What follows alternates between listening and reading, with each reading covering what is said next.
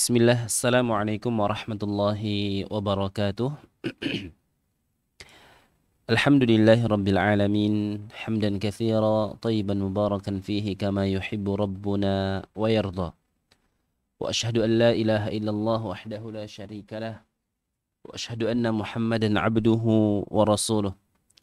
Allahumma salli wa sallim wa zid wa barik wa an'im ala habibika wa rasulika Muhammadin wa ala alihi wa man sara ala nahjihi ila yaumiddin, amma ba'd.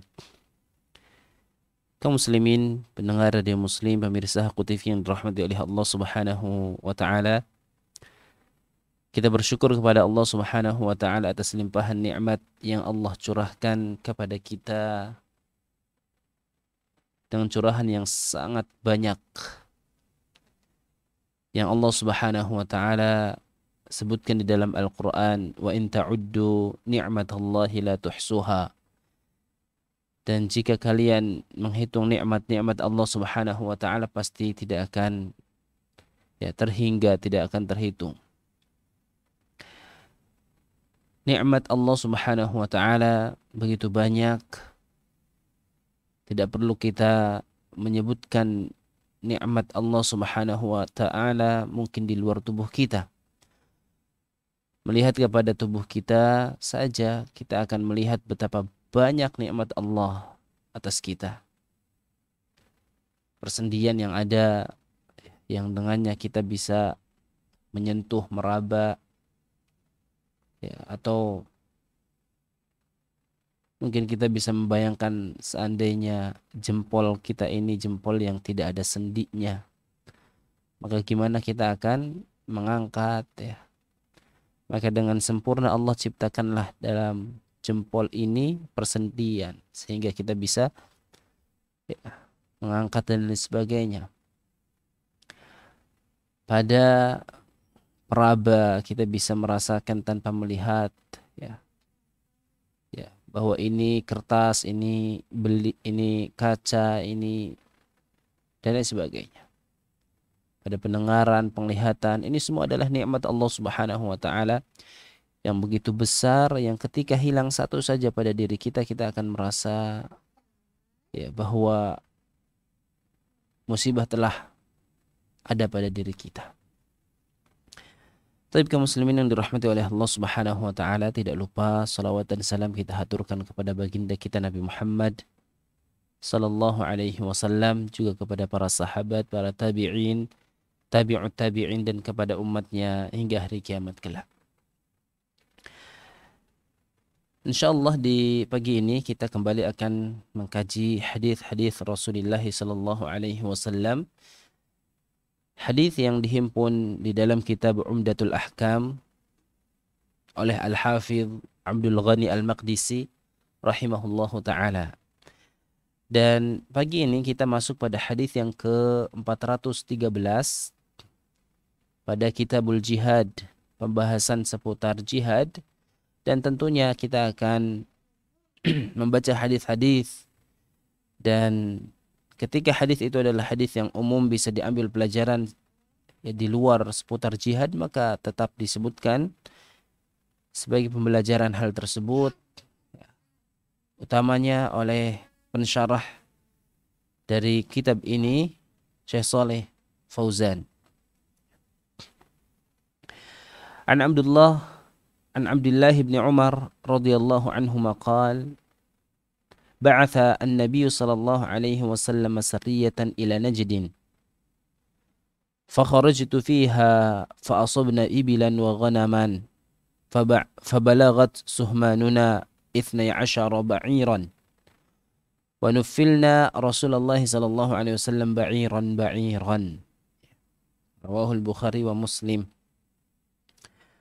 Dari sahabat Abdullah ibn Umar, semoga Allah meridhai keduanya, beliau mengatakan Rasulullah sallallahu alaihi wasallam mengutus sariyatan ila Najdin, mengutus pasukan perang ke Najd. Kata Abdullah ibn Umar, kemudian saya keluar bersama pasukan tersebut. Dan kami pun mendapatkan harta rampasan perang berupa unta dan juga kambing. Maka kami mendapatkan bagian masing-masing 12. Dan Rasulullah Shallallahu Alaihi Wasallam memberikan tambahan kepada masing-masing kami 1 ekor unta. Hadits riwayat Bukhari dan Muslim. Kaum muslimin, pendengar radio Muslim, pemirsa Haku TV yang dirahmati oleh Allah Subhanahu wa taala. Hadits yang pertama ini berbicara tentang pasukan perang, di mana Abdullah ibnu Umar mengatakan Rasulullah Sallallahu Alaihi Wasallam mengutus suatu pasukan yang disebut sebagai sariyah. Apa itu sariyah? Sariyah adalah khurujul muslimin liqitali a'da'il Islam. Keluarnya kaum muslimin untuk memerangi, untuk berperang dengan musuh-musuh Islam. Memerangi musuh-musuh Islam. Wa baqa'un Nabi sallallahu alaihi wasallam bil Madinah. Ya. Namun Nabi sallallahu alaihi wasallam tetap tinggal di Madinah. Maka peperangan yang tidak diikuti oleh Nabi sallallahu alaihi wasallam itu disebut di dalam sejarah sebagai sariyah. Adapun peperangan yang diikuti oleh Nabi sallallahu alaihi wasallam itu disebut dengan ghazwah. Ayakhruja al-muslimuna liqitalil kuffar biqiyadati Rasul sallallahu alaihi wasallam. Keluarnya kaum muslimin untuk berperang dengan orang-orang kafir di bawah kepemimpinan Rasulullah sallallahu alaihi wasallam. Itu disebut dengan ghazwah. Kenapa kita sebutkan ini? Karena sariyah disebutkan di dalam hadis ini. Kata Abdullah ibnu Umar radhiyallahu anhuma, Rasulullah mengutus sariyatan, mengutus pasukan perang. Ya, berarti Rasulullah tidak ikut di dalam peperangan itu. Rasulullah hanya mengutus saja. Dan sariyah adalah hiya al-qit'atu minal jaish. Sariyah adalah bagian dari pasukan tentara. Yang taratan takunu sariyah mustaqillah takhruju minal balad. Terkadang pasukan tersebut diutus oleh Nabi sallallahu alaihi wasallam keluar untuk berperang murni mulai dari start, dari awal, dari Madinah diutus. Seperti yang terjadi pada hadis ini. Kata Abdullah bin Umar, Rasulullah mengutus. Dan di sini Rasulullah mengutus sementara Nabi SAW masih di Madinah. Disebut sariyah. Wataratan, terkadang sariyah itu juga disebut adalah sebagai sebagian pasukan tentara yang dilepaskan dari pasukan inti dalam perjalanan peperangan. Contoh, berangkat bersama dari Madinah. Jadi startnya bersama semuanya, bersama Rasulullah SAW. Kemudian di dalam perjalanan Rasulullah mengutus sebagian pasukan. Ini juga utusan tersebut disebut juga sariyah. Disebut juga sariyah. Maka sariyah itu bisa jadi perang yang itu adalah pasukan diutus oleh Nabi SAW dan Nabi tidak ikut sejak awal, atau pasukan yang diutus oleh Nabi SAW yang itu melepas dari pasukan utama dalam perjalanan peperangan. Itu disebut juga pasukan sariyah. Namun yang terjadi pada hadis ini adalah pasukan yang berangkat sebagai sariyah, sebagai pasukan yang diutus oleh Nabi SAW dan tidak diikuti oleh Nabi sejak awal, sejak dari Madinah. Kemana? Ila Najdin, ke Najd. Apa itu Najd? Najd adalah huwal makan al-murtafi'. Setiap tempat yang tinggi, dataran-dataran tinggi itu disebut dengan Najd. Dan yang dimaksud di sini adalah huwa al-Iraq. Ya, dataran tinggi daerah Irak. Diutus oleh Nabi SAW bersama dengan mereka adalah Abdullah ibnu Umar radhiyallahu anhuma.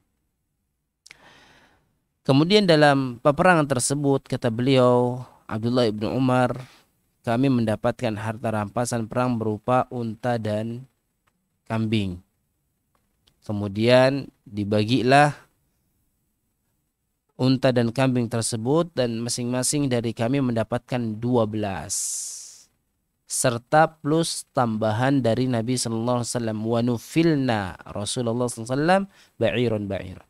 Dan Nabi ngasih tambahan kepada masing-masing kami satu unta. Maka dari sini kita bisa mendapatkan pelajaran di antaranya adalah annal ghanimah takunu lil mujahidina liman hadara al-waq'ah minal mujahidina fi sabilillah. Bahwa ghanimah itu ya menjadi milik kaum atau pasukan yang berperang di dalam medan perang tersebut.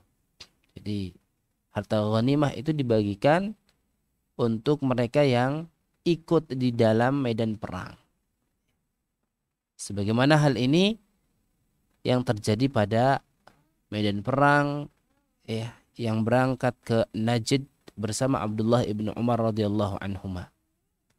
Maka dibagi, kata Abdullah ibnu Umar mendapatkan harta rampasan perang berupa unta dan kambing, dan kemudian kami dibagi, masing-masing dari kami mendapatkan 12 serta ada tambahan dari Nabi SAW. Kemudian hadits ini juga yadullu ala anna sariyah tanfaridu bima ghanamathu idza kanat munba'itsatun minal balad. Bahwa pasukan perang yang diutus oleh Nabi sallallahu alaihi wasallam itu mereka mendapatkan harta ghanimah khusus langsung untuk mereka ketika pasukan ini diutus sejak awal, sejak start dari Madinah. Maka mereka mendapatkan harta rampasan yang khusus untuk mereka dalam yang mereka dapatkan dalam peperangan itu. Namun idza kanat as-sariyah munfasilatun minal jaishi, adapun kalau pasukan perang tersebut adalah pasukan perang yang dilepaskan, yang lepas dari pasukan utama dalam perjalanan bersama, ya, perjalanan peperangan bersama, maka fa inna sariyah tusyarikul jaish bima ghanamal jaish. Maka pasukan tersebut ya dia ikut bisa menikmati harta rampasan perang dari harta ghanimah yang didapatkan oleh pasukan utama. Juga pasukan utama yang tidak menjadi bagian dari yang diutus dalam perang yang pasukan utusan khusus tadi ya, bisa mendapatkan juga yang didapatkan oleh mereka pasukan khusus tadi ya. Karena ada dua jenis sariyah nih, sariyah yang sejak awal dan sariyah yang cabang dalam perjalanan medan perang. Kalau sariyah sejak awal yang model pertama, maka harta rampasannya bisa didapatkan langsung untuk mereka dan khusus untuk mereka. Adapun model yang kedua, sariyah yang merupakan cabang dalam perjalanan medan perang, maka mereka ini yang diutus dalam cabang itu mendapatkan harta rampasan perang yang didapatkan oleh pasukan utama, dan juga harta rampasan perang yang didapatkan oleh cabang pasukan tersebut juga boleh dibagikan dan didapatkan, dirasakan oleh pasukan utama. Ini yang dijelaskan oleh Syekh Shalih Fauzan di dalam syarah hadis ini. Kemudian kaum muslimin yang dirahmati oleh Allah Subhanahu wa taala, selanjutnya kita masuk pada hadis yang ke-414. An Abdullah bin Umar قال رسول الله صلى الله عليه وسلم إذا جمع الله الأولين والآخرين يوم القيامة يرفع لكل غادر لواء فيقال هذه غدرة فلان ابن فلان غدرة فلان ابن فلان رواه البخاري ومسلم. Hadis yang sama dari sahabat Abdullah ibn Umar, semoga Allah meridhai keduanya, beliau mengatakan Rasulullah SAW bersabda, "Kala apabila Allah mengumpulkan manusia sejak awal sampai akhir pada hari kiamat, maka Allah akan mengangkat mengangkat panji-panji setiap pengkhianat. Ya, semua pengkhianat itu akan diangkat panji-panjinya. Yang itu menjadi penanda kalau dia adalah pengkhianat. Dan dikatakan kepadanya, hadhihi ghadratu fulan ibn fulan. Ini adalah pengkhianatan si fulan bin fulan. Hadis riwayat Bukhari dan Muslim. Kaum muslimin yang dirahmati oleh Allah Subhanahu wa taala, hadza fihi, kata Syekh Shalih Fauzan, hadis ini merupakan dalil tahrimu al-ghadri wal khiyanati umuman. Ya. Haramnya perbuatan khianat secara umum. Ya. Secara umum perbuatan khianat itu haram berdasarkan hadis ini. Ya. Apakah pengkhianatan di dalam perang ataupun di luar perang, itu adalah sebuah keharaman. Wa fil jihadi khususan, dan hadis ini menjadi dalil secara khusus pengkhianatan dalam medan perang, dalam jihad. Ya. Oleh karena demikian Nabi sallallahu alaihi wasallam berwasiat, ya, ketika hendak melepas pasukan sariyah tersebut, ya, dengan beliau mengatakan hal ini, dengan beliau memberikan sabda mengingatkan hal ini, bahwa kelak Allah akan mengumpulkan manusia secara keseluruhan pada hari kiamat dan Allah akan angkat tanda siapa pengkhianat dari setiap orang. Ya. Maka secara khusus Nabi SAW memberikan wasiat hal ini, memberikan pesan kepada sariyah, pasukan yang dilepas oleh Nabi SAW, ya, supaya mereka, ya, tetap menjaga amanah dan tidak berkhianat, supaya mereka tetap menjaga al-ahd, supaya tetap mereka menjaga, ya, perjanjian perdamaian, ya, di antara kaum muslimin dengan orang-orang kafir sekalipun. Dan kita tidak boleh melanggar peraturan perjanjian perdamaian antara kaum muslimin dengan orang-orang kafir. Dan Allah Subhanahu wa taala berfirman, ya, famastaqamu lakum fastaqimu lahum innallaha yuhibbul muttaqin. Ya, selama mereka berlaku lurus kepada kalian, maka kalian juga harus berlaku lurus kepada mereka. Dan Allah Subhanahu wa taala mencintai orang-orang yang bertakwa. Ya. Maka kita tidak boleh, kita punya perjanjian perdamaian antar negara, antar, ya, pemeluk agama, ya, maka kemudian saling atau kemudian kita berkhianat dengan melakukan mungkin pembunuhan dan lain sebagainya, ya. Maka selama mereka memenuhi apa yang jadi perjanjiannya, maka kita pun harus memenuhinya. Allah Subhanahu wa taala berfirman, "Kaifa yakunu lil musyrikina ahdun indallahi wa inda rasulih illa alladhina ahadtum indal masjidil haram." Ya, famastaqamu lakum fastaqimu lahum. Ya. Famastaqamu lakum fastaqimu lahum. Ya. Oleh karenanya kita tidak boleh berkhianat dan mengkhianati janji perdamaian antara kaum muslimin dengan orang kafir sekalipun. Wa in kana kafiran, kata Syekh Shalih, sekalipun mereka adalah orang kafir. Tapi dalam memenuhi janji, dalam memenuhi amanah, kita dituntut untuk melakukannya.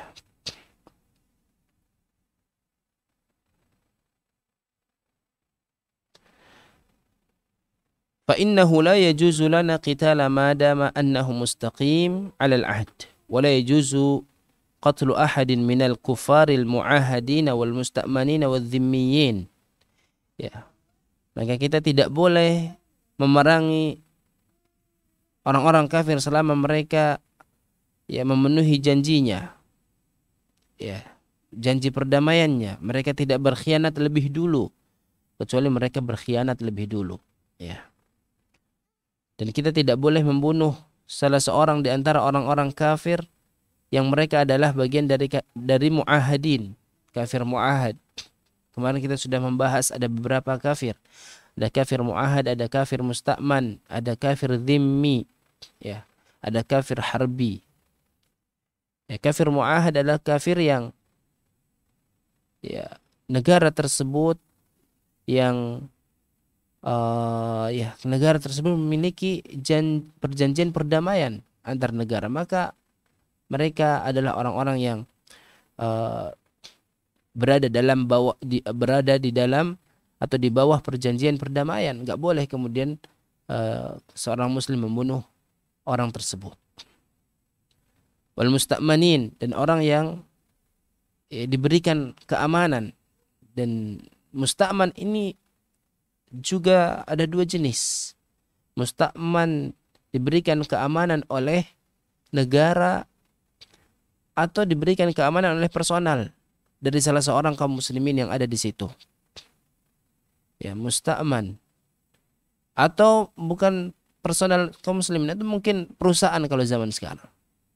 Perusahaan yang memperkerjakan dan dia adalah orang kafir,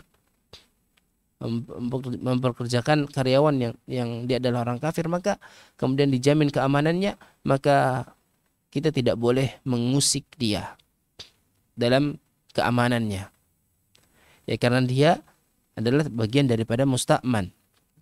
Hal ini sebagaimana terjadi pada orang yang diberikan keamanan oleh putri dari Abu Thalib, ketika di Fathul Makkah. Suatu saat Ali radhiyallahu an dia akan membunuh seseorang, kemudian Ummu Hani binti Abi Thalib meminta kepada Nabi sallallahu alaihi wasallam agar memberikan keamanan kepada orang tersebut. Maka kata Nabi SAW, qad ajarna man ajarti wa ammanna man ammanti. Kami memberikan perlindungan kepada orang yang kamu berikan perlindungan, dan kami memberikan keamanan kepada orang yang engkau berikan keamanan kepadanya. Dari sini kata Syekh Shalih Fauzan, ala anna al-aman yajuzu min waliyil amri wa yajuzu min ahadil muslimin. Bahwa ya, pemberian keamanan tersebut bisa dilakukan oleh waliul amr, pemerintah sah, atau oleh personal dari salah seorang kaum muslimin. Ya. Oleh karenanya musta'man ini berlaku pada orang yang diberikan keamanan oleh pemerintah atau oleh personal kaum muslimin.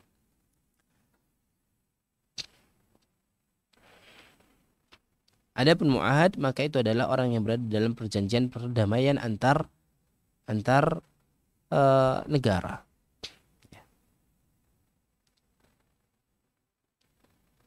Kemudian kaum muslimin yang dirahmati oleh Allah Subhanahu wa taala, ya. Dari sini kita bisa melihat betapa agama kita, agama Islam adalah dinur ribat, dinun wafa, agama yang menjaga, agama yang memenuhi amanah, memenuhi perjanjian. Dinu adlin ma'al mu'min wal kafir, agama yang lurus, yang adil terhadap sesama kaum mukminin dan juga kepada orang-orang kafir. Ya. Dan kita la yajuzu dzulm la fi haqqil mu'min wa la fi haqqil kafir. Kita tidak boleh melakukan kezaliman, tidak kepada orang mukmin juga tidak kepada orang kafir. Tidak boleh kita melakukan kezaliman sekalipun kepada orang kafir. Ya. Allah Subhanahu wa taala berfirman, "Wala yajrimannakum syana'anu qaumin 'ala alla ta'dilu." Ya. Dan jangan sampai kalian terdorong oleh kebencian terhadap suatu kaum untuk melakukan ketidakadilan. Dorongan melakukan ketidakadilan gara-gara kita tidak suka dengan seseorang sehingga kita tidak berlaku adil. Ya, maka kita hendaknya berlaku adil ya, kepada lawan maupun kepada kawan. Kita berlaku adil kepada kawan maupun kepada lawan, dan ini adalah perintah Allah Subhanahu wa taala. Dan jangan sampai ketidaksukaan kita kepada seseorang membuat kita berlaku tidak adil ya kepada dia. I'dilu huwa aqrabu littaqwa, kata Allah Subhanahu wa taala, berlaku adilah ya, karena itu lebih dekat dengan ketakwaan. Kemudian kaum muslimin yang dirahmati oleh Allah Subhanahu wa taala, Nabi sallallahu alaihi wasallam menyebutkan bahwa kelak untuk para pengkhianat ini di hari kiamat akan diberikan panji, yang akan diberikan tanda yang disebutkan dalam riwayat yang lain bahwa tanda tersebut akan diletakkan inda mukhiratihi atau inda qafah, diletakkan di ya tengkuknya ya. Di tengkuk tersebut ada bendera yang dikibarkan, yang itu bisa terlihat oleh siapapun. Ya, dan orang yang melihatnya akan tahu bahwa si fulan telah melakukan pengkhianatan. Ya. Dan ini sebagai akibat yang akan diberikan oleh Allah Subhanahu wa taala kepada orang yang melakukan pengkhianatan.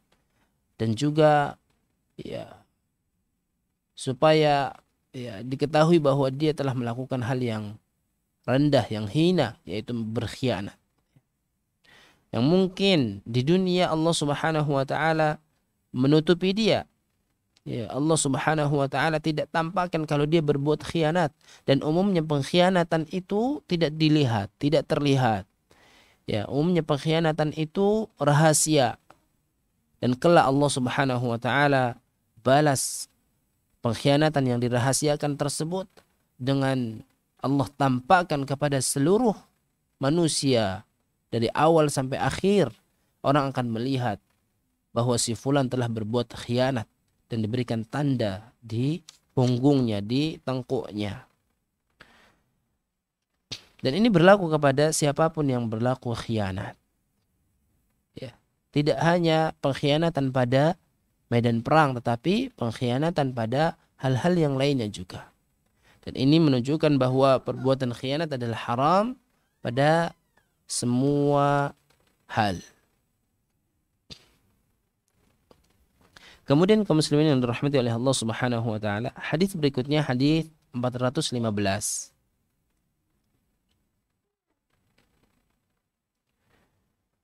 An Abdullah bin Umar radhiyallahu anhuma, hadis yang sama dari sahabat Abdullah bin Umar, semoga Allah meridhai keduanya.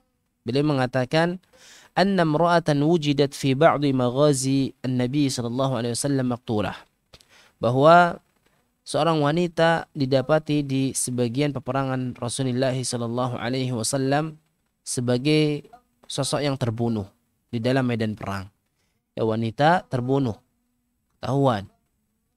Fa ankara Rasulullah sallallahu alaihi wasallam qatlan nisa'i wasibyan, maka kemudian Nabi sallallahu alaihi wasallam beliau mengingkari ya perbuatan membunuh wanita dan anak-anak. Ya, dan ini adalah adab di antara adab di dalam medan perang, bahwa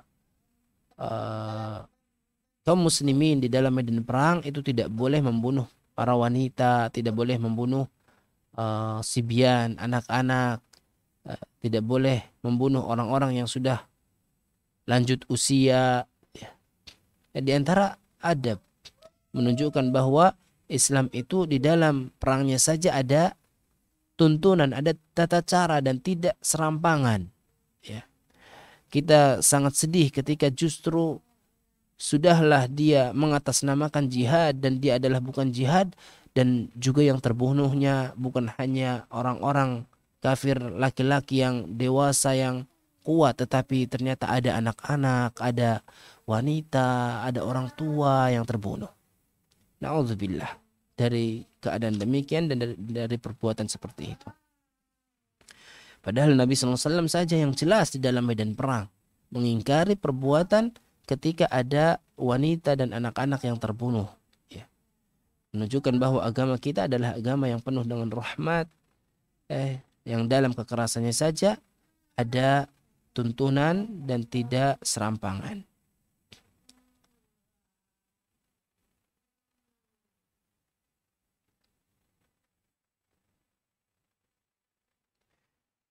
Dalam riwayat lain Nabi SAW ketika melihat ada wanita yang terbunuh di dalam medan perang dan Nabi mengetahui hal itu, maka Nabi mengatakan makanat hadhihi lituqatil. Ya, tidaklah yang semacam ini, yaitu wanita ini untuk dibunuh, untuk diperangi, jangan. Nabi SAW mengingkari perbuatan demikian. Kemudian hadis yang ke-416, hadis yang datang dari sahabat Anas bin Malik radhiyallahu an. Nabi SAW mengatakan, atau beliau Anas bin Malik mengatakan, anna Abdurrahman ibn Aufin wa Zubair syakawa al-qamala ila Nabi sallallahu alaihi wasallam fi ghazatin lahuma. Bahwasanya Abdurrahman bin Auf juga Zubair bin Awam, yang keduanya adalah termasuk di antara al-ashr al-mubasysyaruna bil jannah, 10 sahabat yang mendapatkan jaminan surga yang disebutkan dalam satu hadis Rasulullah sallallahu alaihi wasallam. Abdurrahman bin Auf dan Zubair dalam suatu perjalanan peperangan, beliau mengadu kepada Nabi SAW. Bukan mengadu mengeluhkan keadaan, tetapi ya beliau mencari solusi dari permasalahan yang ada. Permasalahan apa? Al-qammal. Permasalahan tentang kutu yang didapati di dalam tubuhnya yang membuat mungkin gatal, ya, penyakit kulit. Karena hal ini sangat mungkin terjadi ketika perjalanan panjang, ya, apalagi di masa silam, perjalanan panjang dalam medan jihad yang mungkin untuk bersih-bersih diri, ya ini medan perang. Apalagi ya perjalanan dulu tidak seperti sekarang. Sekarang mungkin di mobil sudah ber-AC. Ya di pesawat juga dalamnya AC. Ya sedikit-sedikit dibersihkan. Ya. Zaman dulu tidak demikian. Maka potensi ya mungkin penyakit kulit itu akan muncul sangat besar. Maka keadaan demikian yang dialami oleh Abdurrahman bin Auf dan Zubair disampaikan kepada Nabi sallallahu alaihi wasallam. Kemudian Nabi SAW rakhasa lahuma fi qamisil harir. Fara'aituhu alaihima. Kemudian Nabi memberikan keringanan kepada keduanya, kepada Abdurrahman bin Auf dan Zubair, untuk mengenakan pakaian yang terbuat dari sutra. Dan Anas mengatakan, saya melihat kedua pakaian tersebut ya alaihima, ada pada keduanya. Jadi digunakan. Kita tahu hadis sebelumnya dalam pembahasan seputar pakaian bahwa haram bagi laki-laki mengenakan pakaian yang terbuat dari kain sutra. Namun untuk para wanita itu diperkenankan. Ya. Wanita, laki-laki haram pakai kain sutra, dan ini sudah kita bahas dalam pembahasannya dengan hadis yang sangat banyak. Namun dibolehkan bagi laki-laki untuk menggunakan kain sutra pada 3 keadaan, kata Syekh Shalih Fauzan. Yang pertama adalah inda darurah, dalam keadaan darurat. Maka laki-laki boleh mengenakan pakaian yang terbuat dari sutra. Keadaan darurat itu seperti apa? Kama fi halati hadaini as-sahabiyaini al-jalilaini Abdurrahman bin Auf wa Zubair bin Awam radhiyallahu anhum. Keadaan darurat itu seperti keadaan yang dialami oleh 2 sahabat yang mulia ini, yaitu Abdurrahman bin Auf dan Zubair bin Awam. Ya. Yang keduanya mendapatkan uh, keadaan di mana kutu itu ya ada pada tubuhnya yang kemudian membuat penyakit kulit. Ya. Kemudian dan di antara hal yang terapi yang ada dengan untuk penyakit kulit adalah dengan mengenakan kain sutra. Maka keduanya diperbolehkan, diringankan untuknya itu mengenakan kain sutra. Dan hal yang menarik, Syekh Shalih Fauzan mengatakan Rasulullah SAW rakhasa lahuma. Nabi SAW, Rasulullah SAW itu memberikan keringanan untuk keduanya.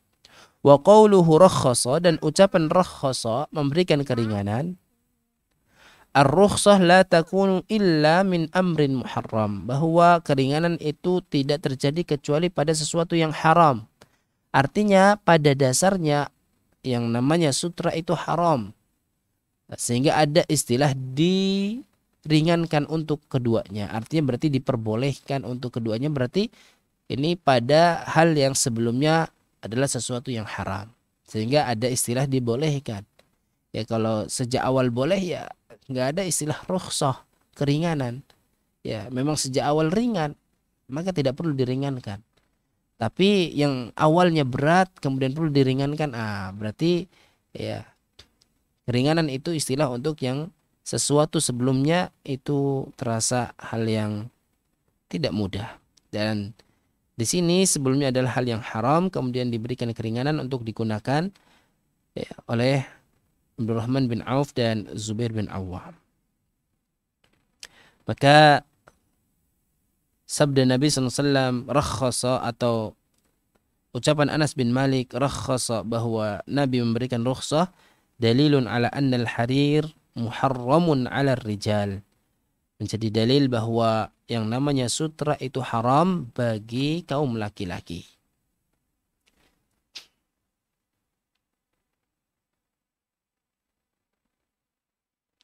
Kemudian yang kedua, keadaan yang dibolehkan seseorang mengenakan sutra bagi laki-laki adalah yajuzu labsul harir fil harbi.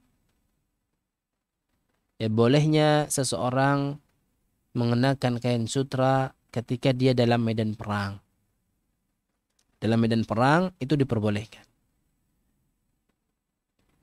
Tujuannya apa? Hikmahnya apa? Wallahu a'lam. Li'ajli ighadhatil aduwi wa idhari annal muslimin fihim quwwah, supaya menampakkan kekuatan kaum muslimin kepada orang-orang kafir. Mereka mengenakan harir, mengenakan sutra, sehingga dalam keadaan yang prima, dalam keadaan yang segar, yang kuat, yang siap bertempur, bukan dalam keadaan yang lemas, bukan dalam keadaan yang mungkin ya mudah ditaklukkan. Maka dengan mengenakan itu menampakkan kekuatan kaum muslimin. Kemudian keadaan yang ketiga, laki-laki itu diperbolehkan untuk mengenakan sutra adalah ketika sutranya itu dikenakan dalam kadar yang sedikit, yaitu kadar arba'u asabi, sekitar 4 jari, ya. Fa'aqal, atau lebih sedikit. Ya, seperti yang kita sampaikan sebelumnya, mungkin sutra itu hanya sebatas untuk saku ya, atau mungkin sekedar untuk ya menyambung antar kain, maka hal ini diperbolehkan, dan itu dengan maksimal kadar 4 jari ya. Taib kaum muslimin yang dirahmati oleh Allah Subhanahu wa taala, kiranya ini yang kita sampaikan di pagi ini. Ada 4 hadis yang kita bahas, beberapa hadis ya semuanya dalam pembahasan jihad, namun ya dalam pembahasan jihad ini ada beberapa hadis yang terkadang berbicara juga pada pembahasan yang lain, seperti yang terakhir kita baca berbicara tentang harir, namun dia ada kaitannya bahwa harir itu boleh digunakan di dalam medan perang, sehingga masuk pada pembahasan harir ini di Kitabul Jihad. Juga demikian, kenapa dimasukkan? Karena harir atau sutra ini digunakan oleh Abdurrahman bin Auf dan Zubair bin Awam pada saat keduanya di dalam medan perang. Wallahu a'lam bishawab. Kita cukupkan sampai di sini. Kita tutup pembahasan ini dengan doa kafaratul majlis. Subhanakallahum bihamdik. Asyhadu an la ilaha illa anta. Astaghfiruka wa atubu ilaik. Kurang dan lebihnya kami mohon maaf. Assalamualaikum warahmatullahi wabarakatuh.